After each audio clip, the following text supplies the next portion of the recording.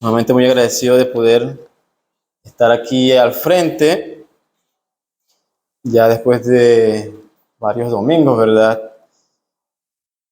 Y poder continuar con la exposición del libro de Gálatas. Como saben, estamos estudiando el libro de Gálatas.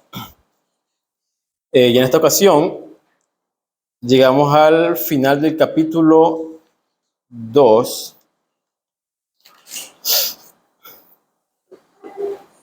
Quiero colocar el tiempo. Específicamente el versículo 16 al 21. Y bueno, antes de iniciar la exposición, podemos orar.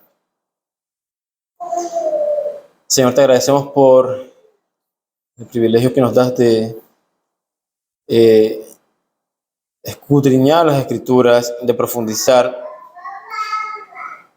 Te pido que me ayudes especialmente a exponer tu palabra.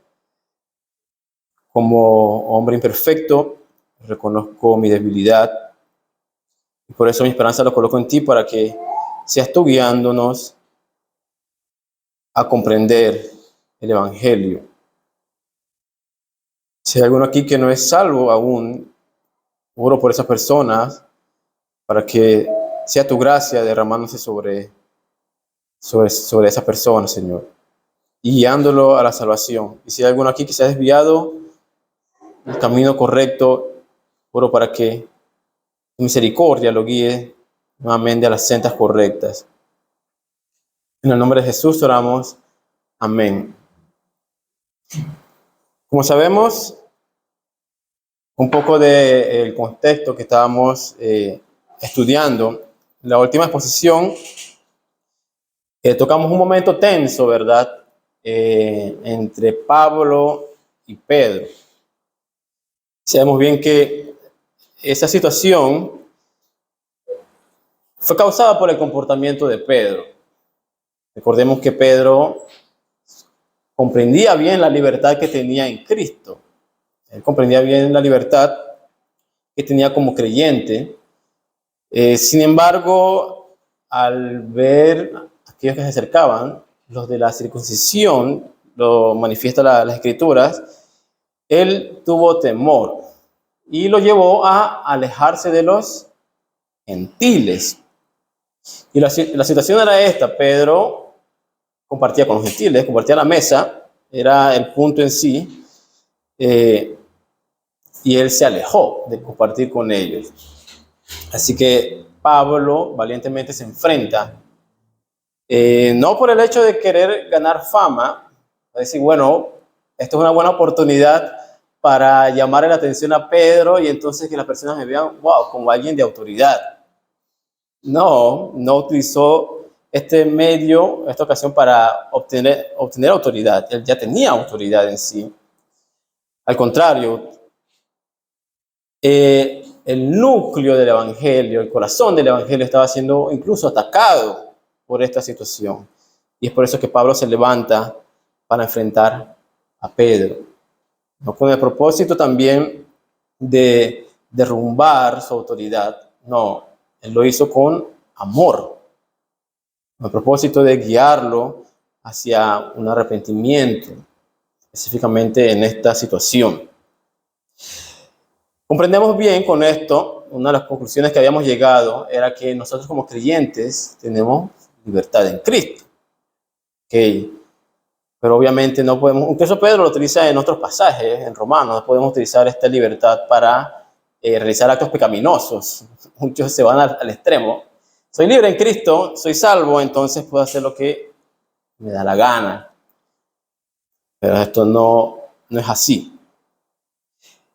Otros puntos que también habíamos analizado, estamos repasando la exposición anterior, era que en el Antiguo Testamento había muchas prescripciones en cuanto a comida, y los judíos, conociendo bien estas leyes, los observaban, eran fieles o intentaban ser fieles observando estas leyes. Obviamente es imposible cumplir en la totalidad de estas leyes, pero los judíos fieles trataban de cumplir estas ordenanzas divinas.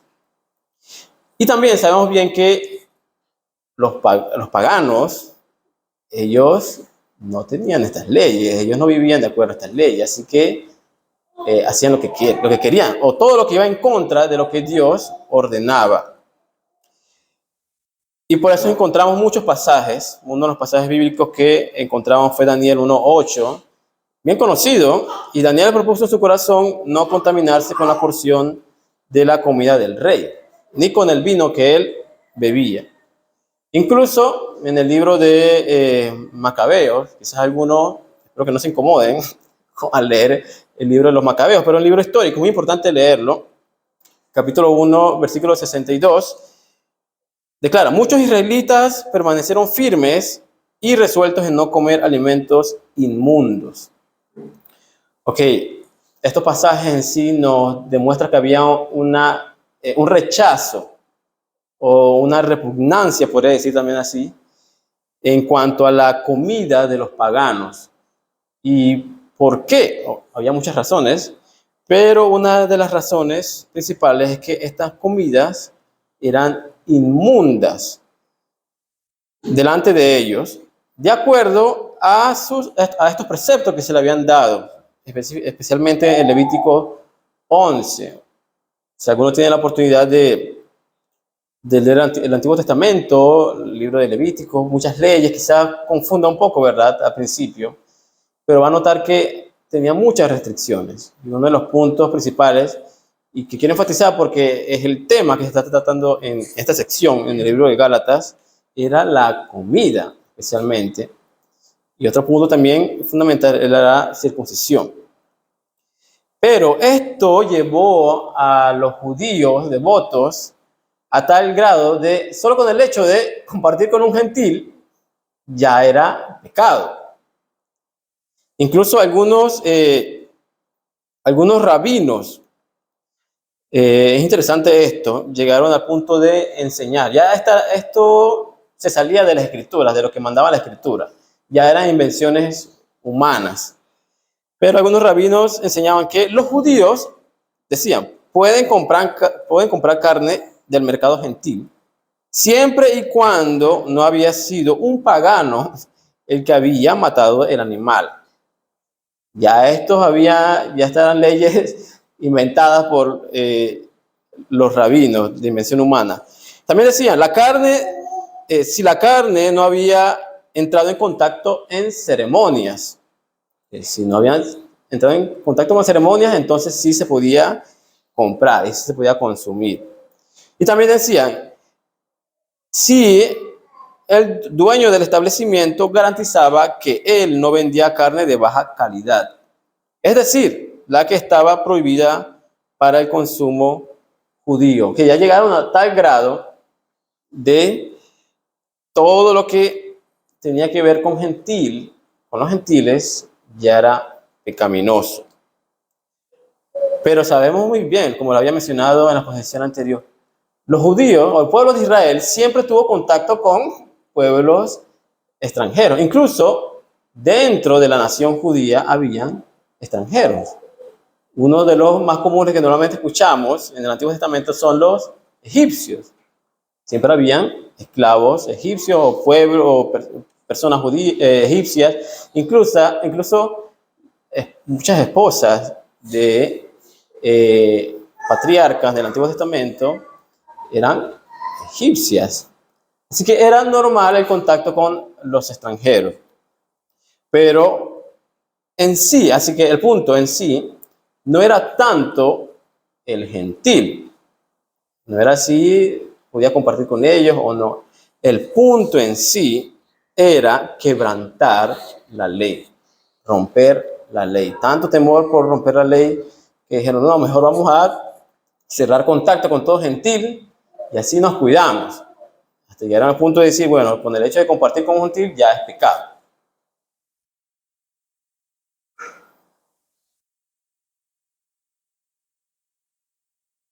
Ahora, como lo había mencionado, para ya caer en el punto, en esta introducción, el punto, o todo giraba en torno al cumplimiento estricto de la ley mosaica.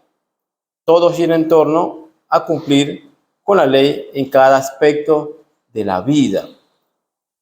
Ahora entramos en detalle en el libro de Gálatas. Podemos leer la sección que estaremos estudiando. Gálatas capítulo 2, del versículo 16 al 21, podemos leer. La santa palabra del Señor dice así: sabiendo que el hombre no es justificado por las obras de la ley, sino por la fe de Jesucristo, nosotros también hemos creído en Jesucristo para ser justificados por la fe de Cristo, y no por las obras de la ley, por cuanto por las obras de la ley nadie será justificado. Y si buscando ser justificados en Cristo, también nosotros somos hallados pecadores, ¿es por eso Cristo ministro del pecado? En ninguna manera, porque si las cosas que destruí, las mismas vuelvo a edificar, transgresor me hago. Porque yo por la ley soy muerto para la ley, a fin de vivir para Dios. Con Cristo estoy juntamente crucificado, y ya no vivo yo, mas vive Cristo en mí. Y lo que ahora vivo en la carne, lo vivo en la fe del Hijo de Dios, el cual me amó y se entregó a sí mismo por mí. No desecho la gracia de Dios, pues si por la ley fuese la justicia, entonces por demás murió Cristo. Lo que estaremos tratando en este momento son puntos fundamentales. No podremos, obviamente, por el tiempo abarcar en su totalidad. Esperemos más adelante poder abarcarlo. Pero aquí Pablo introduce un término que no se había tocado antes en el libro de Gálatas. Y si lo han notado, es el término justificar. Aquí lo estoy mencionando como el verbo justificar.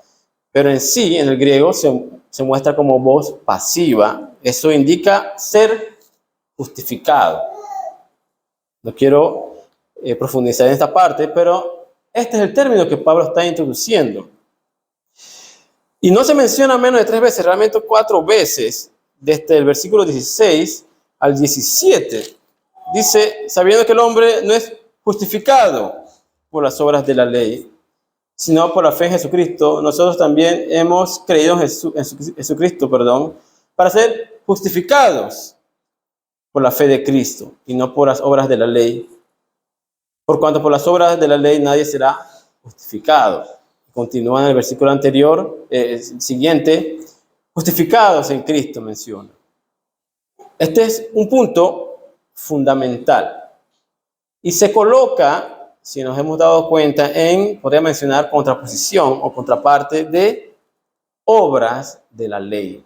En un sentido, en una parte tenemos justificados en Cristo, por medio de Cristo, y en la otra parte tenemos las obras de la ley.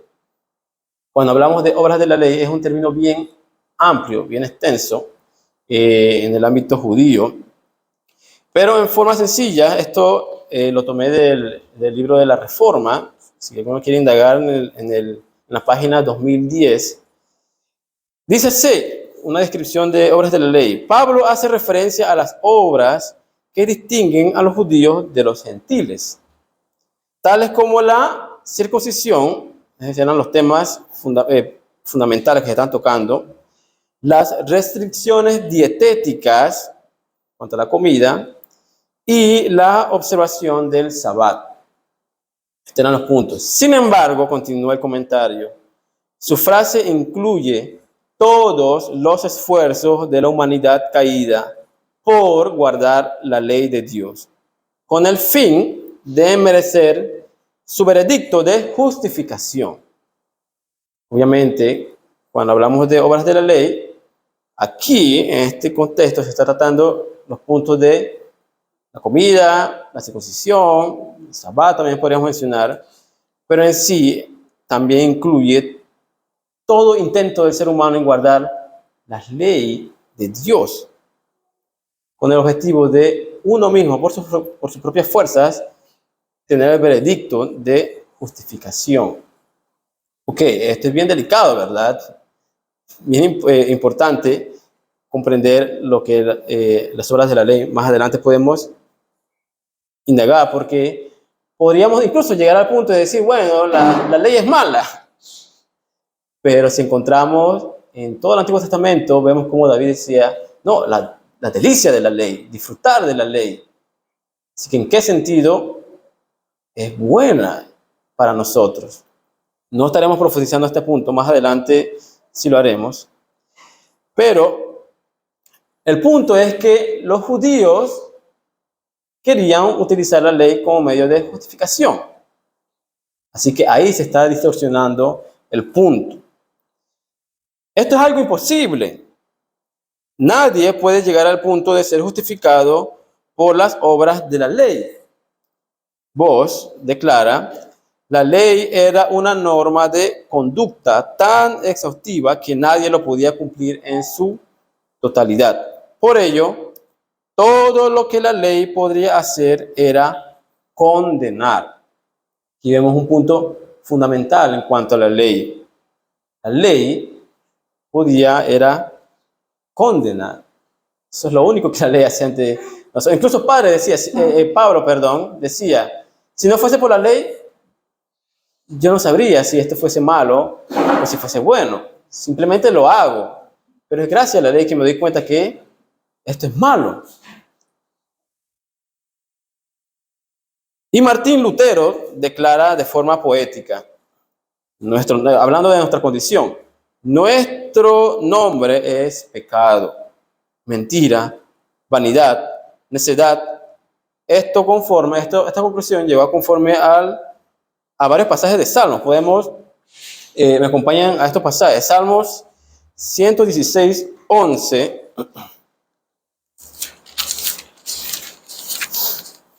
Son versículos cortos, y también el 35, el capítulo 35, Salmo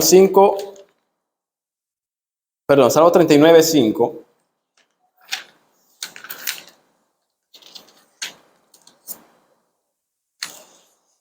Salmo 116, 11. Dice, y dije en mi apresuramiento, todo hombre es mentiroso. Y el Salmo 39, 5 declara, he aquí, diste a mis días término corto, y a mi edad es como nada delante de ti. Ciertamente es completa vanidad todo hombre que vive. Nosotros debemos primeramente comprender nuestra condición, nuestra grave condición. ¿Qué esperanza tenemos entonces para querer cumplir la ley? ¿Qué esperanza tenemos para poder cumplir estas ordenanzas divinas? Esto es algo imposible. Si no fijamos nuestra mirada en Cristo, ¿qué esperanza tenemos nosotros? Ya que Cristo es el hombre que cumplió a perfección la ley. Lo único que ha cumplido a perfección la ley. Como lo había mencionado, y hay muchos pasajes de este libro de Génesis hasta el Nuevo Testamento, la Biblia es clara al revelarnos nuestra condición ante Dios.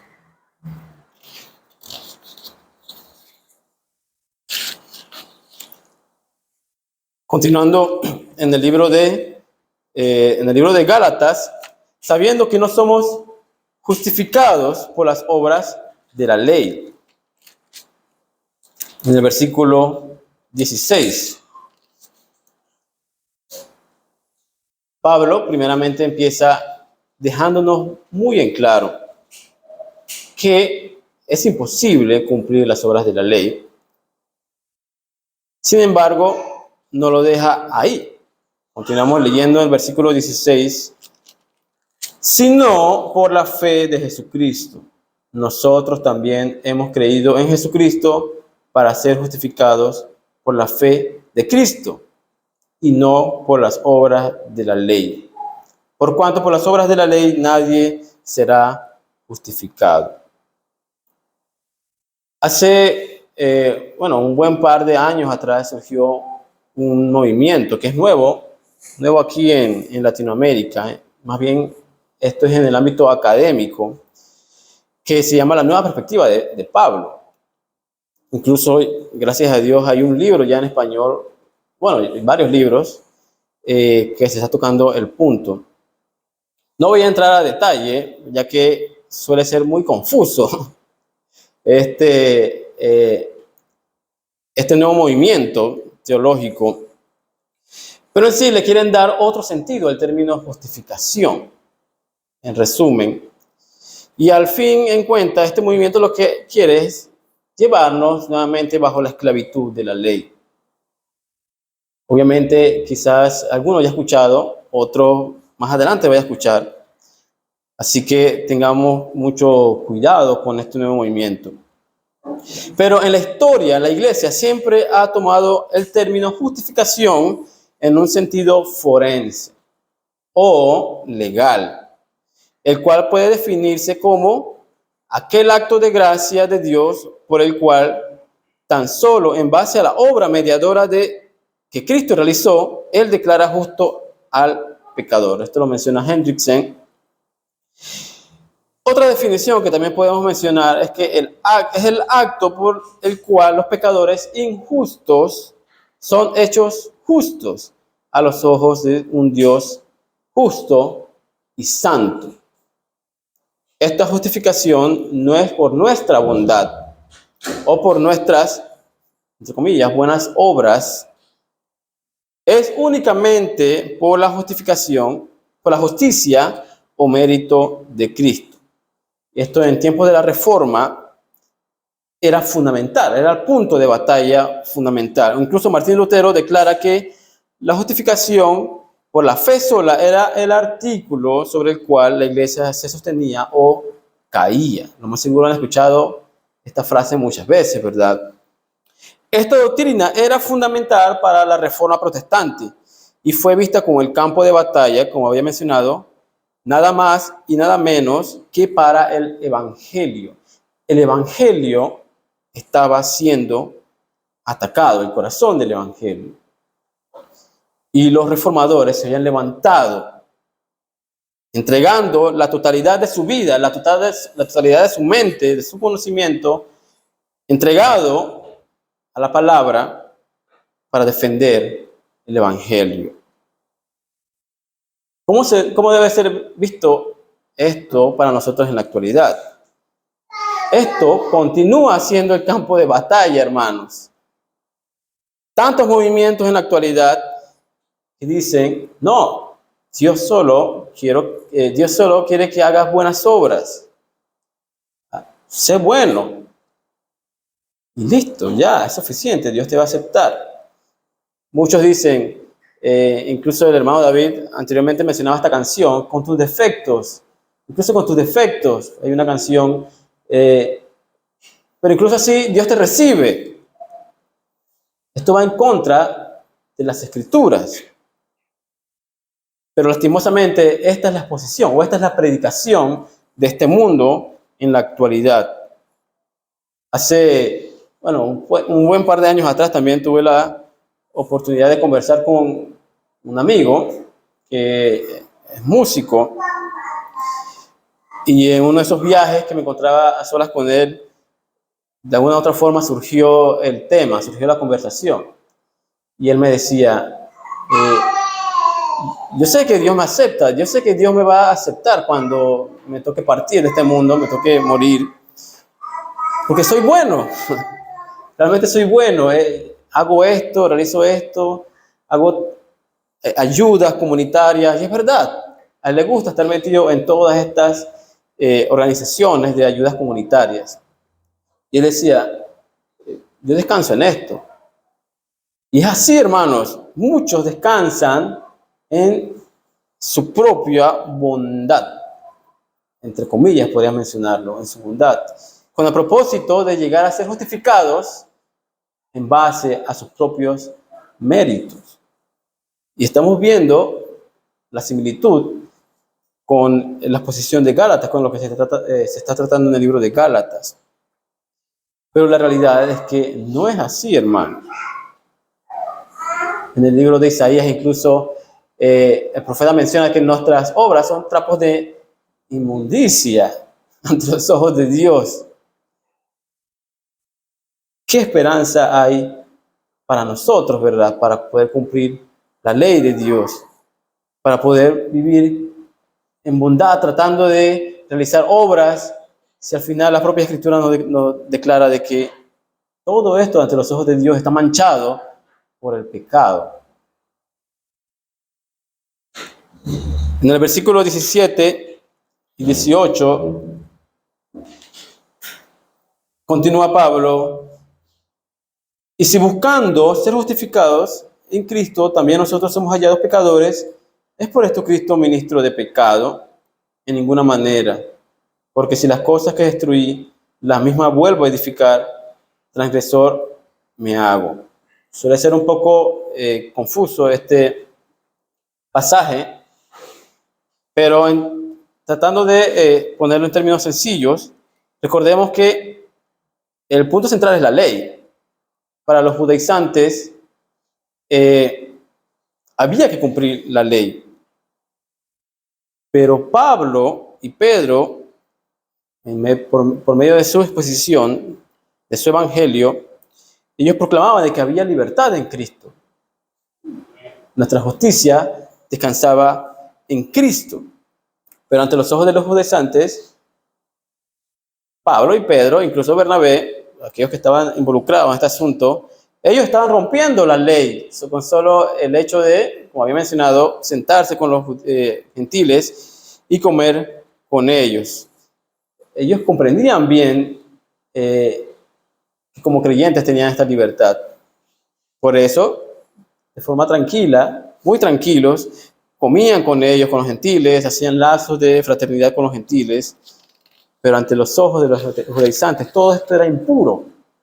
No, están rompiendo la ley. Entonces, ante los ojos de ellos, de los judaizantes, Pablo, Pedro, Bernabé, eran pecadores.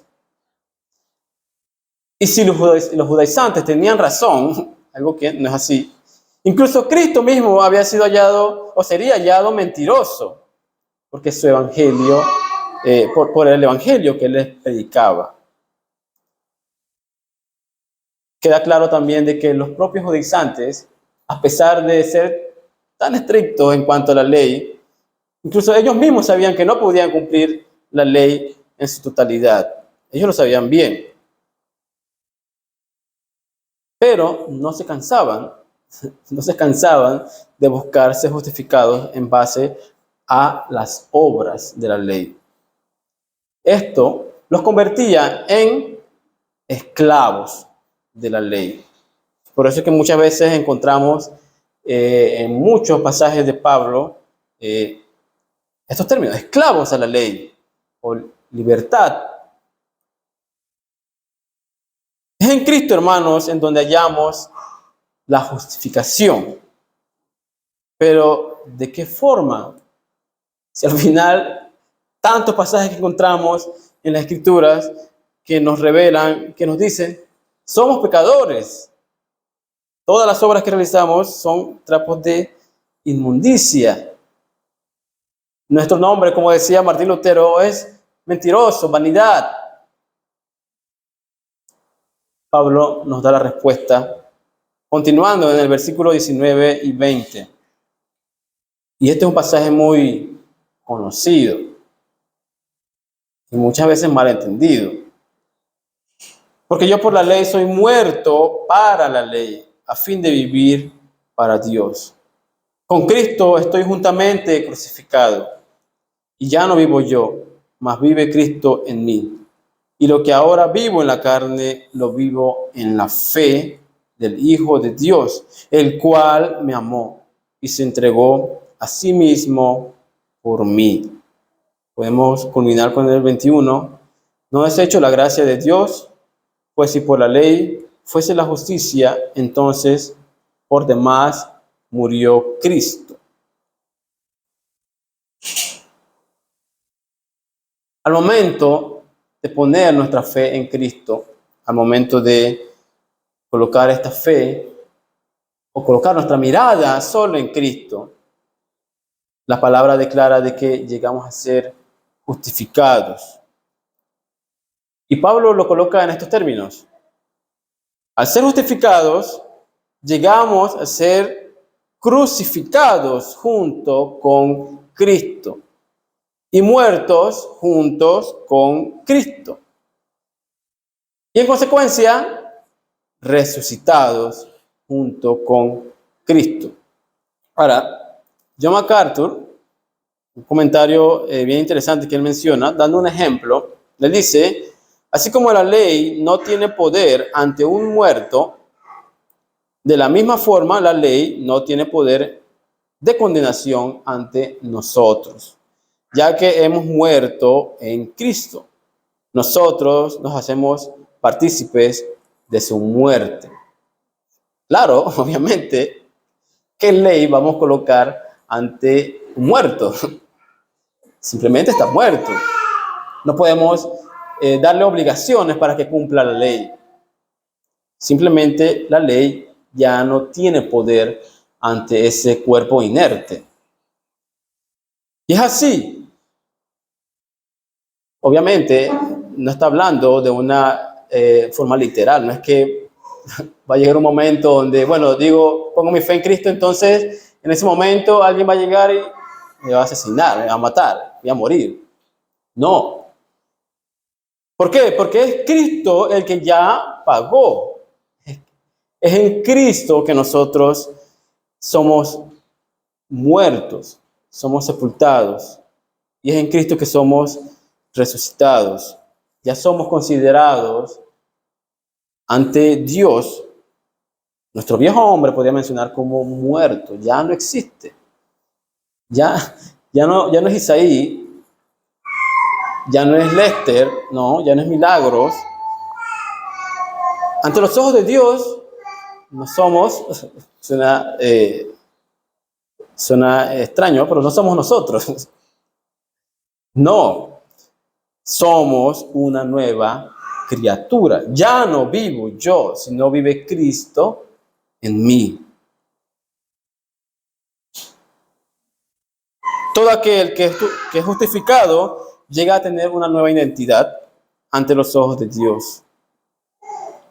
Cuando Dios nos mira ahora, cuando Dios se fija en nosotros, no nos mira a nosotros, mira la imagen de Cristo. Mira la imagen de aquel que nos amó y se entregó por nosotros.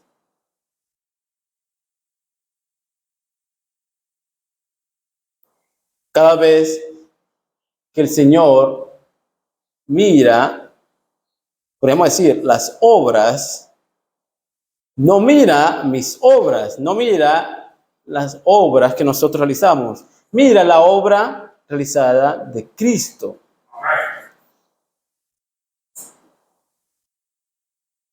Y si es Dios el que coloca su mirada en Cristo para salvarnos, entonces ¿por qué nosotros queremos colocar o continuar colocando nuestra mirada en nosotros mismos?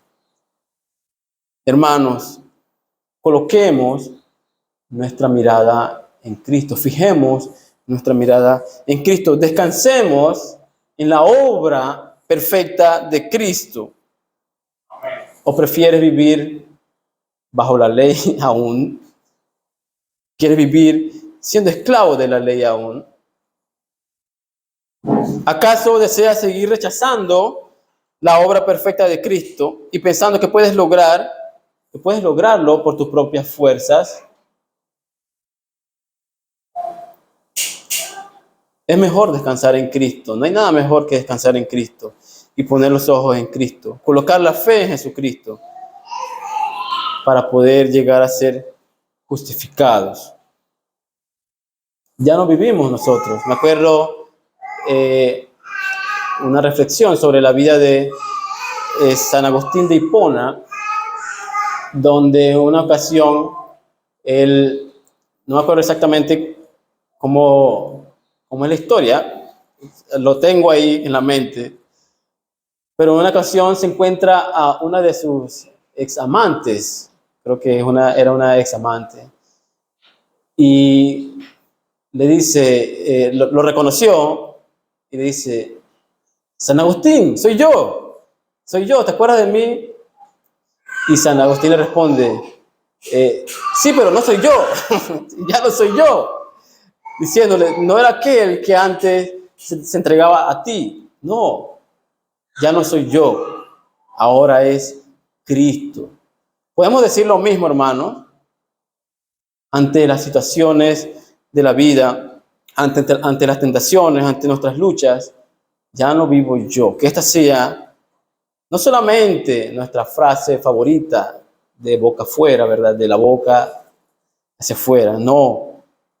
Que sea una vida constante. Que sea una actitud constante ante toda la situación. Ya no vivimos nosotros, hermanos.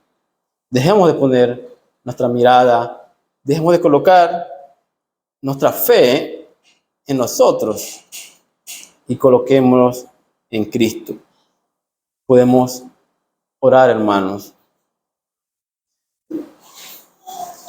Señor, tu bondad sobrepasa todo entendimiento. Señor, tu bondad sobrepasa las esferas de lo comprensible. ¿Quién es el hombre?, decía el salmista. ¿Quiénes somos nosotros para que te fijes en cada individuo en la tierra?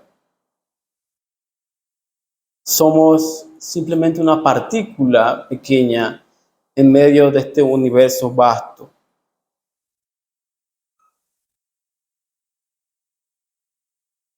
Pero ha sido, o mejor dicho, es ser creado a la imagen de Dios lo que nos hace, en cierto sentido, distinto a toda la creación.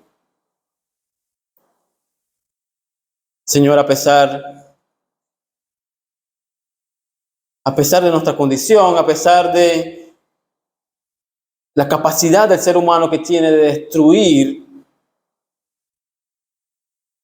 naciones, pueblos, incluso la propia creación, cuando el hombre encuentra forma de revelar o exponer en su totalidad su pecado, la totalidad de su inmundicia, a pesar de eso, tú nos muestras una esperanza.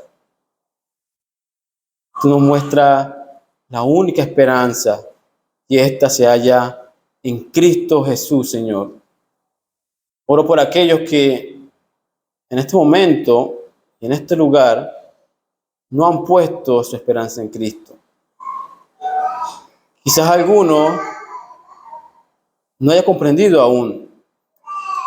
Oro para que tú le reveles la verdad, Señor. Tú le hagas comprender la necesidad más grande del hombre,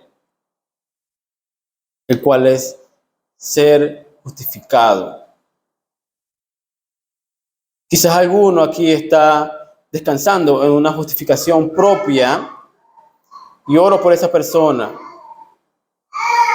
para que se le quite las vendas de los ojos y pueda ver con claridad su condición y colocar su mirada, su descanso en Cristo, donde se halla la verdadera justificación. Y si hay alguno aquí que ya ha sido justificado, Señor, oro para que lo mantenga firme en esta verdad. Oro para que lo libres de toda tentación y pueda con fidelidad amarte y crecer cada día más a imagen de Cristo, Señor. Señor, perdónanos por todo lo mal que hacemos, pero descansamos en ti, nos alegramos en ti, porque en ti hemos hallado la verdadera justificación. Y ya no vivimos nosotros, sino vive Cristo en nosotros. En el nombre de Jesús oramos. Amén.